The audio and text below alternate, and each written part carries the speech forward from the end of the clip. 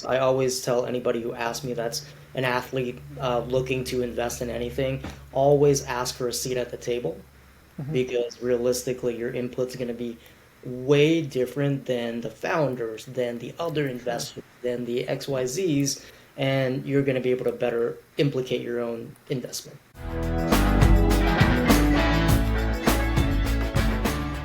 All right, we're live, Tom. Thanks for joining us today, and this is another episode of the Constant Sports podcast. And today we're going to be diving into the Players Company. So thanks for joining us today, Tom. Thanks for having me, Connor. I'm excited. Yeah, we're looking forward to talking about kind of the vision, where you guys have been, where you're going. You know, what is the Players Company, and all things sports, sports tech, investments, things along that nature. So buckle up, and it's going to be a good ride here today, Tom. So I guess let's just start out. Kind of the vision behind the Players Company. How did it start? What does it represent? Kind of give us the background. Yeah, absolutely. So we actually started this in the 49ers locker room. The initial concept was to help the bottom 80% of the NFL locker room build a pathway to generational wealth just because, especially at the time, like it's gotten significantly better now, right? With kind of the player guarantees as well as better kind of like methodology for athletes. But especially during the time, there was a large alarming statistic that NFL players, close to 80% of which, Yeah, 2.5 years after retirement, would go bankrupt, right? Knowing what I know about the NFL with kind of contractual situations, unfortunately, a lot of players did fall to that. Not everybody is a Richard Sherman or a Patrick Mahomes, right? You can't hire a full team to build out a family office to help you build a pathway. So that's why we founded the Players Company as kind of a safe space and a toolbox to help athletes improve their financial identity and build a way there. gotcha. And is that I would assume as you guys were building out this mission and core statement, the kind of financial identity is kind of your guys' heartbeat, your kind of north star. Yep, 100%. I see. And then as you said, it kind of started in the locker room of the 49ers. How has it expanded? I guess as far as clients, investors, kind of the whole process of building it out. I guess investors and obviously who's involved with the Players Company. Yeah, absolutely. I will be the first one to say we are very fortunate because a lot of it has happened organically. And I think we can attest just good locker room presence and branding to it, right? Like we started in the Niners locker room, but today we've blossomed and kind of like got around to all five major leagues. But most of our core concentration is, of course, NFL. I think a lot of it is when you're in the locker room, word spreads pretty quick, right? So when there's something interesting, especially when guys leave a locker room and go to another one and it isn't existing there, that helps you substantially in terms of just getting more people on your side. Gotcha. So is that one of the, I guess, methodologies to expand the business is just word of mouth? Yep, 100%. To date, we've been fully a word of mouth business. Oh wow, awesome. That's I feel like it's pretty rare as just like the internet with everything going on, right? Like just word of mouth and kind of old school. 100%. Admittedly, I am not a social media expert, neither are my co-founders. So word of mouth is what we got. I love it. I love it. As far as the, like you're saying, the word of mouth and different, I guess, opportunities and investment kind of philosophies, talk us through kind of how you and the team evaluate opportunities, whether it's in real estate, sports, startups, tech, etc. Yep, absolutely. So it all begins with, of course, figuring out what our members and our demographic base want, right? And just to clarify on a later point, we're not just a collective of athletes now. We have accredited investors, qualified purchasers, a couple of offices, as well as a lot of entrepreneurs.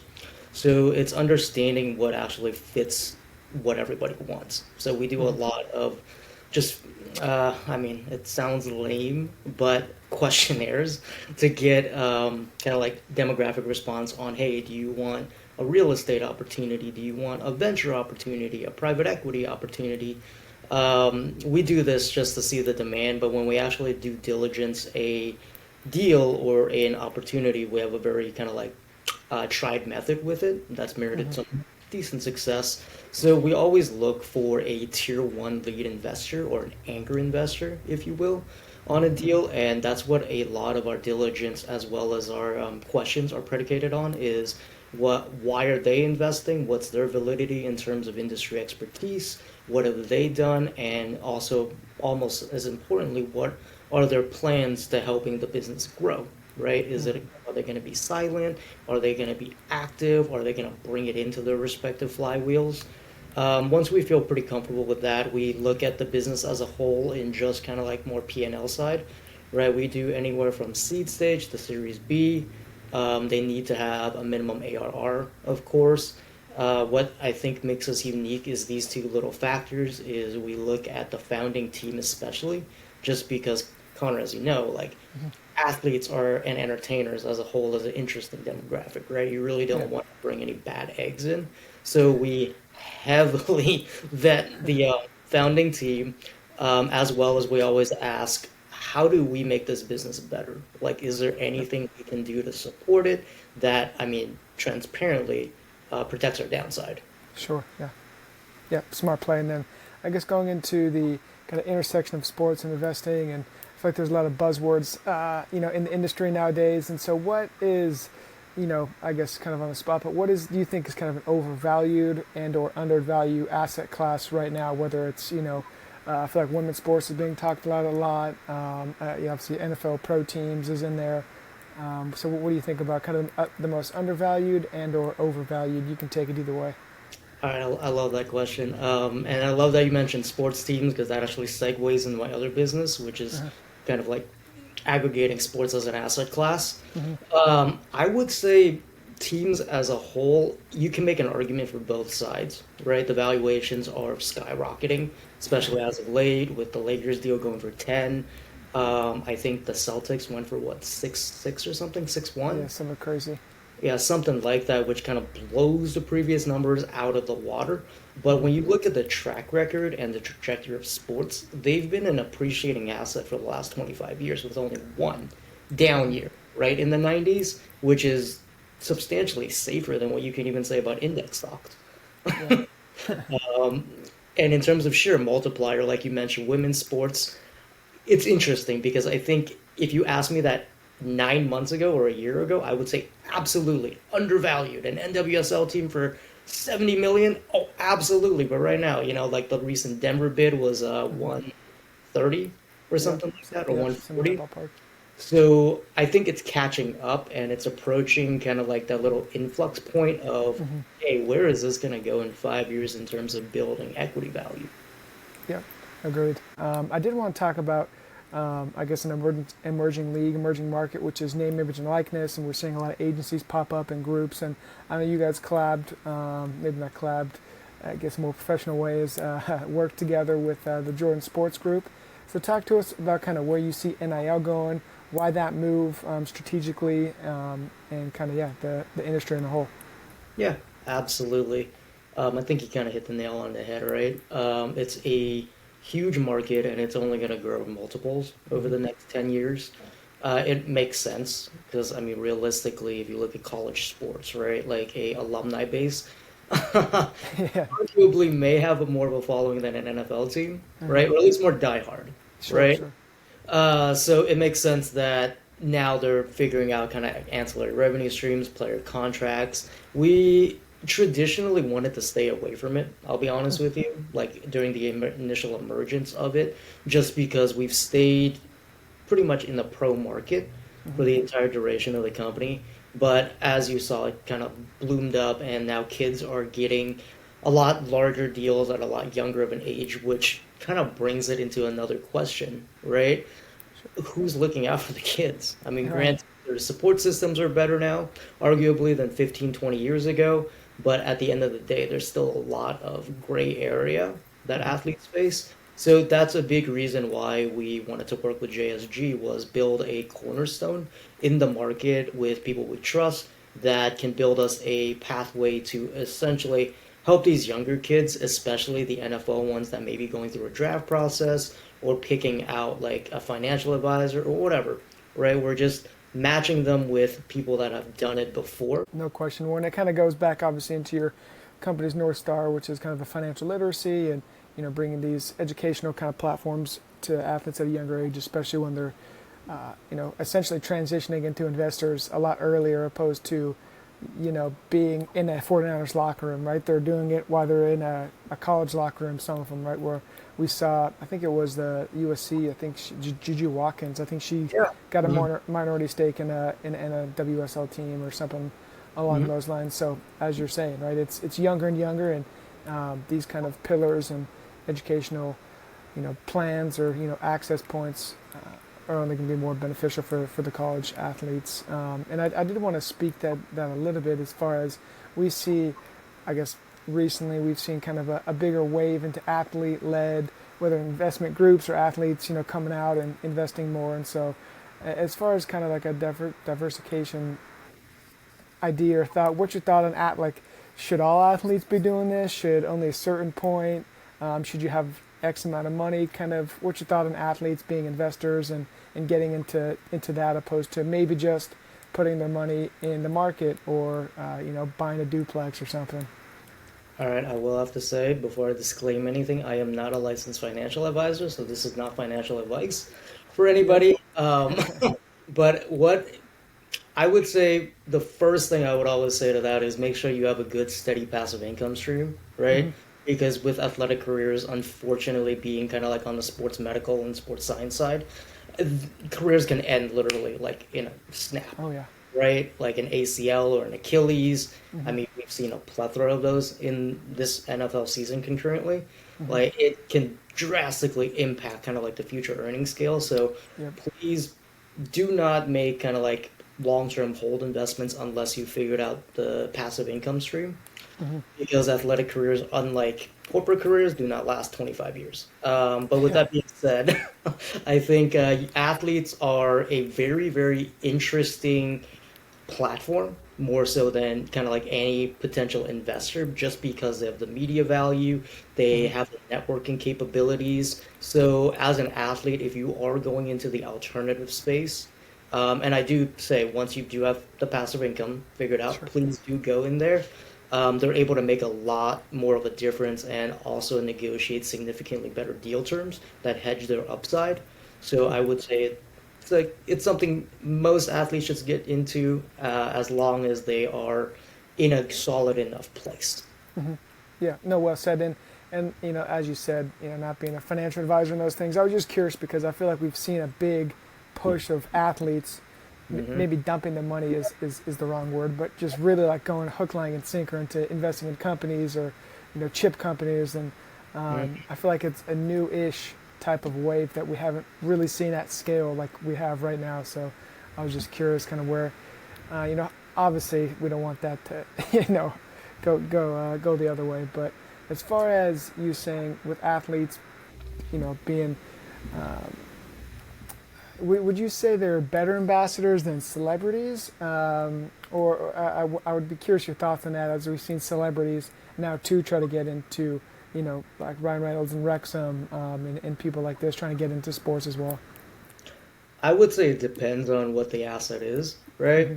Hmm. Like everybody has a different kind of like public perception, if you will. But Hmm. if you're going for something like a CPG brand that's like Zen Water, for Yeah. example, of course Travis is going to make a great ambassador for that, right? Over like Ben Affleck or something, Yeah. right? But with that being said, I think it's a unique situation. As you mentioned, everybody's kind of dumping money in. I guess not dumping, but Hmm. putting money into a lot of varied assets is because everybody's realizing they can be impactful, right? Hmm. So that at least gives you some semblance of control in the trajectory of a Right. business. I always tell anybody who asks me that's an athlete looking to invest in anything, always ask for a seat at the table Hmm. because realistically, your input's going to be way different than the founders, than the other Sure. investors, than the XYZs, and you're going to be able to better implicate your own investment. Hmm. Well said. Yeah, great point there. And we've talked a little bit about kind of, I guess, just North America or stateside, but I would be curious on your thoughts about globally, where you think the sports asset class is growing, some hot markets, some maybe not hot markets, and then obviously we'll touch on a little bit the Players Fund. Obviously, you guys are working with them too. So, yeah, where do you kind of see it globally as far as the sports investment sector? I think the rest of the world is slowly catching up, particularly to kind of like the sports market in the US. Mm-hmm. You've seen a lot of big dollar moves over the Mm-hmm. last 5 years with kind of like the Middle East as a whole, European teams' values kind of shooting up, Mm-hmm. right? Um, I think Europe is definitely understanding that it's a large, sustainable asset class, and everything's kind of like hedging their bets, not quite as an emerging market, but as a growing market. Mm-hmm. That's also why we wanted to partner and work with Rory and Fergus at the Players Fund because we understand that European athletes are going through the same thing as American athletes, right? Right. Maybe in a different iteration, but realistically, at its core, it's the same exact thing, Yeah. right? And that partnership gives us a unique perspective of kind of like a global athlete as opposed to just the domestic market. But that is where we plan on expanding tremendously. Is first in Europe. We have a couple of inner workings with Australia and Asia as well. Mm-hmm. So in the next probably 5 years, we're going to be moving kind of across the seas a little bit. Yeah. Yeah. That's what I was curious, and I would be interested to hear your thoughts maybe on some of the emerging sports like pickleball, paddle, I guess cricket even. Um, I guess pickleball is pretty big in the states, but as far as those kind of international sports making their way to the states, do you see that I guess forthcoming, or do you think those will kind of stay? Basically, do you think NFL and NBA and MLB is going to stay king in the states? I'll be honest. I don't think anybody's going to take NFL Yeah. out of the top spot. NBA is a very solid 1B to a 1A, right?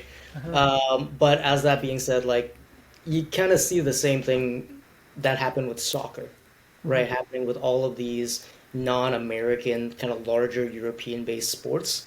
I think in the next 15 years, there's going to be a huge bump, particularly in the value of those franchises. And right now, you see, I mean, even pickleball, there's like Yeah.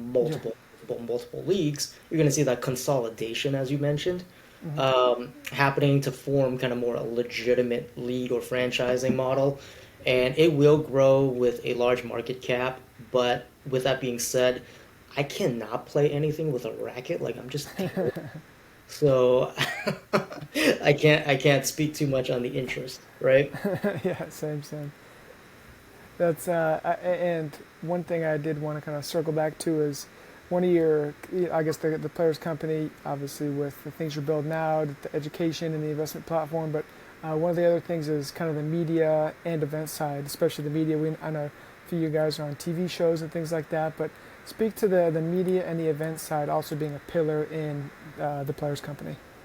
Absolutely.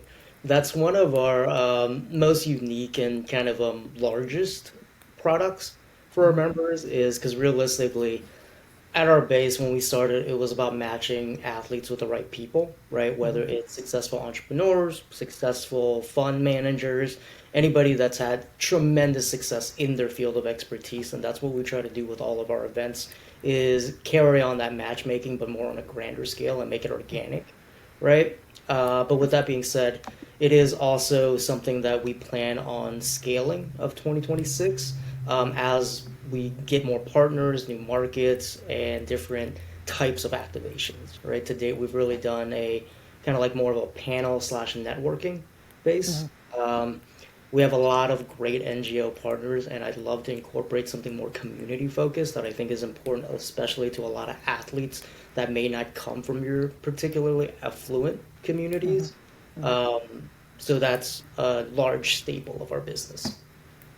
I love it. And as far as the, I guess the team or the athletes, the players themselves, when you look to your guys' roster, a lot of them are on TV. So is that one of the things that I guess you recommend for the athletes is also being active in I guess media or behind a camera?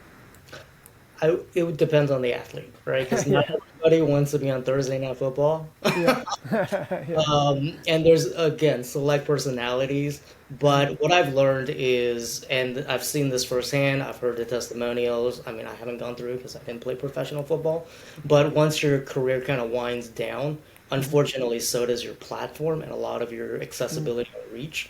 So for an athlete that's looking to build a business, kind of like be an athletepreneur, Hmm. right? Hmm. Being in the media consecutively and consistently is very important for that because that keeps you in the spotlight, that enhances whatever you're doing, and you're better able to kind of use your platform as a resource. Yep, I love it. Yeah, I think, and especially in today's current market with, podcasts, shows, Thursday Night Football from Mr. Sherman, obviously, and things like that. It's just another way to kind of continue to promote, yourself, obviously, into the markets, right? Which is, I guess, in a sense, free advertising. If it's going well, or if it's going not, any publicity is good publicity, as they say. And then to kind of wrap things up here, Tom, I got a few just kind of quick rapid fire questions that might make you think. So we'll give you a second or two to think about it. But All right. as over your time with the Players Company and whatnot, what's kind of been, one investment maybe you wish you had got you might be in that you wish you had gotten in earlier, or one that you might have, I guess, missed the boat on. Ooh, that's a great question. All right, so earlier there's a bunch, but if I was gonna pick one that I think I should have invested in, both personally and maybe as a collective, is Unrivaled, the new emerging Mm. league, just because Hmm. I was approached very early. I really liked the founding team, and we kind of liked their messaging as well in terms of giving players equity. But unfortunately, timing didn't match up, and I'll be transparent, terms would have been substantially better than what they just.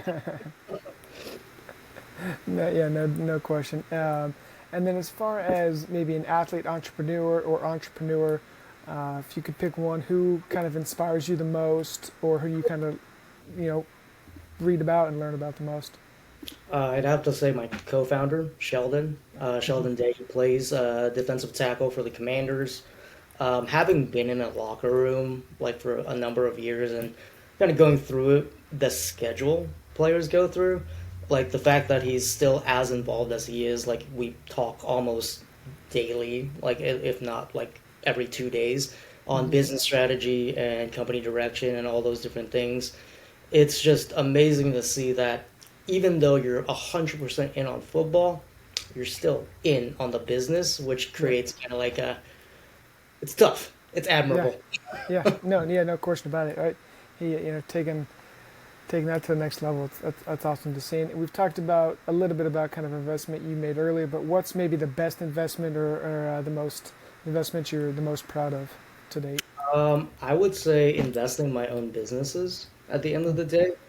When I left the NFL, I came and I mean, my first time being an entrepreneur was starting a health and wellness business, right? I mean, Hmm. because, just given background, but I think betting on myself and investing in all those businesses that are able to kind of create revenue or exit, that's been the best investment. Hmm. Yep. And then as far, we're going to do kind of a finish this sentence, so I'll give you a second to think about it if needed. But in the next decade, the biggest sports investment opportunity will be fill in Oh, the blank. NWSL, easy. And I'll tell you why.